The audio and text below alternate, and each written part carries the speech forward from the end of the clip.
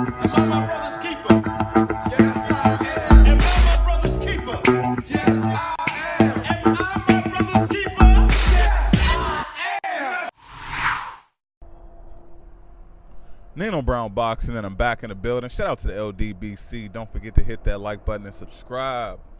So it's been talks going around in this boxing world that Eddie Hearn is campaigning for Kell Brook to fight either Amir Khan or Manny Pacquiao, or Manny Pacquiao fight Amir Khan, whatever the combination of the trio may be.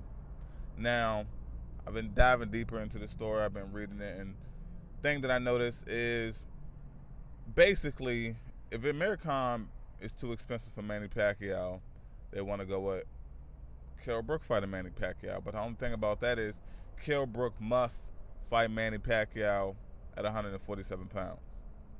Now, this definitely goes against everything, and especially when Kell Brook's saying that his best weight is 154, he's better at 54, he's stronger, he's faster, he has more stamina.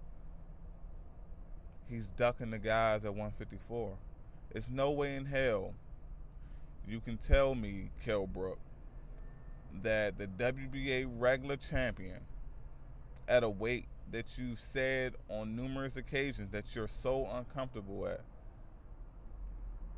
is a better fight than fighting the champions at welterweight. See, when stuff like this happens, a conversation Mike needs to be put into Kell Brook's face and ask him the tough questions of, what is your purpose in boxing? What is your goal in your boxing career? Like, what do you really want to accomplish? Do you feel like those two losses that loss to Triple G and the loss to Errol Spence, those two losses pretty much ended your career to the point where you're still able to fight, but the only thing that you possibly can do at this moment is make as much money as possible? I feel like those tough questions need to be asked to Kell Brook, because at this point, that's how he's conducting himself. You have, instead of fighting Jarrett Hurd, who's currently the unified WBA and IBF champion. See, both Jarrett Hurd and Jermell Charlo had both made it known that they are ready, willing to fight Kell Brook. He has a name, and they want all the smoke in the world. But Kell Brook goes against his word, puts himself in uncomfortable situations, and is willing to kill himself to make 147. And when I say kill himself, I put quotation marks, because me personally, I never believed that he was killing himself to make that weight. Maybe it was difficult, but you have to take into consideration that Kell Brook does balloon up in between fights, but that's a whole separate video. So basically, honestly, you know what? Now, I have to be real. I feel like Eddie Hearn definitely plays a role in this. He wants everyone to fight on the zone. And the whole situation with Manny Pacquiao, based off what I know, currently not being able to fight in America due to tax issues or whatever the case may be, he's not going to get Jarrett Hurd. He's not going to get Jermell Charlo. Shit. He's not going to even get Jaime Munguia. I would love to see that fight. Kell Brook versus Jaime Munguia for that WBO strap. But Jaime Munguia has a fight coming up on the Canelo Triple G undercard. It's definitely not Kell Brook, so we can scratch that off. Obviously, Jermell Charlo isn't fighting Kell Brook. Neither is Jarrett Hurd. So at this point, we're about to see what's going to happen with Kell Brook. Honestly, it feels like Kell Brook still may get screwed over. Talking about him going down to 147 to either fight Amir Khan or Manny Pacquiao. Now, if Amir Khan is smart enough, he knows that Manny Pacquiao is not as big as a draw as he used to be.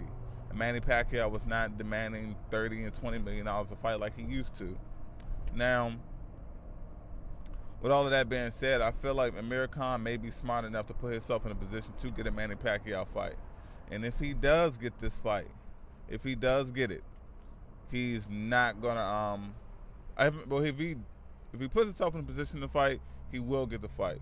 Basically, leaving Kell Brook out in a rain again, riding solo, looking around, looking all stupid, because he put his trust in Eddie Hearn. Now, with that being said, what does that leave Kell Brook for the big fight that he wants?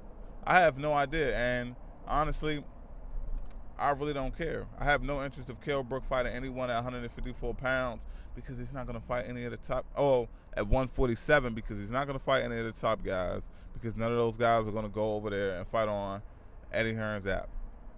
And even if he tries to fight any of the guys at 154, none of the top guys are going to go over there. So at this point in time, unless Eddie Hearn gets some type of big signing or a fight goes to purse bid and Kell Brook tells him, hell no, I'm going to fight, I want these top fights, and he takes over his career, you know, if Kell Brook has shown in his career that, you know, he got the balls to get shit. You know, he'll grab his nuts whenever he needs to and say, okay, I'm going to fight this guy. You know, he has some, even though it was for the money, he still fought Triple G. That's more than I can say about Anthony Joshua when it comes to him fighting his quote on his boogeyman. When he had an opportunity just to duck out and vacate his IBF title, he didn't. He, even though it was mandated, he could have vacated. He fought Earl Spence, and he lost. Now, this is an opportunity where we can see what happens. If he gets screwed over again, if he's not put in the fight with Amir Khan, if he's not put in the fight with Manny Pacquiao, where does he go from here? I say Kell Brook, fight with them top dogs at 154, and if, hey man, I don't know how to hold his own deal will work out in this situation, but do what you've been doing, man. Grab your nuts, tell Eddie Hearn this is what you're gonna do, one way or another. That's just my take on it, guys. It's Nino Brown Boxing. Shout out to the LDBC. Don't forget to hit that like button and subscribe.